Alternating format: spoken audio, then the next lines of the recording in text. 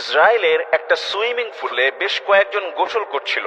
হঠাৎ করে ওই সুইমিং পুলের নিচে একটা সুড়ঙ্গ হয়ে সব পানি উধাও হয়ে যায়। পানির টানে নিচের দিকে একজন চলে যায়। দি গার্ডিয়ানের একটা রিপোর্ট আমি দেখলাম, সেই পানিটা সেই সুইমিং পুলের মেঝে ফেটে সুড়ঙ্গ হয়ে প্রায় 43 ফুট নিচে চলে যায় এবং একজন সেখানে ওই স্রোতের সাথে ভিতরে ঢুকে সে মারা যায়। এটা কিসের আলামত? কেন এমন হলো? আশ্চর্যের বিষয় হলো, তার কয়েকদিন আগে বাংলাদেশে বগুড়ার কাহালুতে একটা পুকুরের পানি মাছ সহ উধাও হয়ে যায়।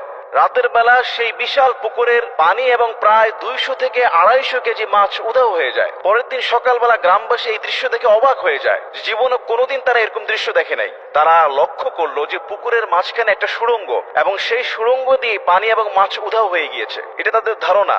তাহলে আমরা দেখলাম যে দুটি ঘটনায় একই মাসে, একটা বাংলাদেশে আর একটা হলো ইসরায়েলে। ইসরায়েলের সুইমিং পুলের এই পানি উধাও হয়ে যাওয়াটা মোটামুটি সারা বিশ্বের মধ্যে এই খবরটা ছড়িয়ে পড়েছে। আর বাংলাদেশের এই খবরটা হয়তো বাংলাদেশে আমরা অনেকে শুনেছি এবং আশ্চর্য হয়েছি। আসলে এই যে পানি হঠাৎ করে মাটির নিচে চলে যাওয়া, এই চলে যাওয়ার পিছনে এর রহস্য কি? আল্লাহ সুবহানাহু ওয়া তাআলা কুরআনুল কারীমে একটি আয়াত আজ থেকে 1400 বছর আগে দিয়েছেন। এই আয়াতের একটা প্রমাণ, চ্যালেঞ্জ সূরা মুলকের 30 নম্বর আয়াতে আল্লাহ সুবহানাহু ওয়া তাআলা বলছেন, কুল আরাআইতুম ইন আসবাহা মাউকুম গাওরান ফামান ইয়াতীকুম বিমাইন মাঈন। হে নবী, আপনি বলুন, তোমরা কি ভেবে দেখেছো যদি ভূগর্ভের পানি একেবারে তলদেশে চলে যায়, কে আছে তোমাদের জন্য প্রবাহমান পানি আবার নিয়ে আসবে? সুবহানাল্লাহ। আল্লাহ সুবহানাহু ওয়া তাআলা বলেছেন, এই যে মাটির নিচের যে পানি বা যে প্রবাহমান পানি আমরা খেয়ে থাকি, ব্যবহার করে থাকি, কুল আরাআইতুম, নবী আপনি বলুন, মানুষ তোমরা দেখো, ভেবে দেখো, ইন আসবাহা মাউকুম গাওরা, যদি ভূগর্ভের পানি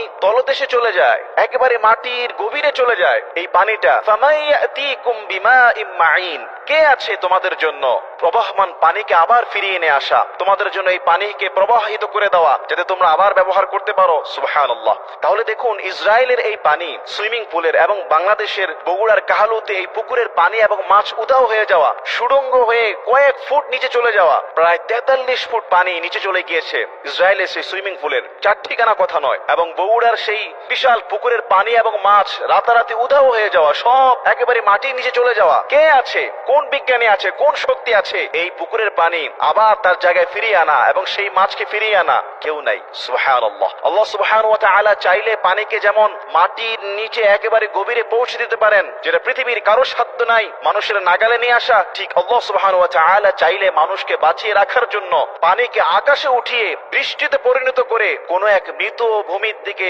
হাঁকিয়ে নিয়ে গিয়ে সেখানে বৃষ্টি দিয়ে জমিনের ফসল ফলাতে পারেন। সুবহানাল্লাহ। আমরা সেটাও দেখেছি। সিলেটের হাকালুকি হাওরে পানি কিভাবে টর্নেডোর মতো ঘুরতে ঘুরতে উপরের দিকে উঠে যাচ্ছে। এই দৃশ্য সবাই দেখেছেন আপনারা, বাংলাদেশে যারা আছেন, যে সিলেটের হাওরের পানি ঘূর্ণায়মান হয়ে টর্নেডোর মতো আকাশের দিকে উঠে যাচ্ছে, মেঘমালার সাথে জমা হচ্ছে। সুবহানাল্লাহ। সূরা আরাফে আল্লাহ তাআলা বলেছেন, ওয়া হুয়াল্লাযী ইউরসিলুর রিয়াহা বুশরাম বাইনা ইয়াদাই রাহমাতিহি। আল্লাহ সুবহানাহু ওয়া তাআলা রহমত দেওয়ার আগে সুসংবাদবাহী বাতাস প্রেরণ করেন তার রহমতের আগে। হুয়াল্লাযী ইউরসিলুর রিয়াহা বুশরাম বাইনা ইয়াদাই রাহমাতিহি হাত্তা ইযা আকাল্লাত সাহাবান সিকালান সুকনাহু লিবালাদিন মাইয়িতিন ফাআনজালনা বিহিল মা। আল্লাহ সুবহানাহু ওয়া তাআলা বলছেন যে তিনি সেই মেঘমালাকে ভারী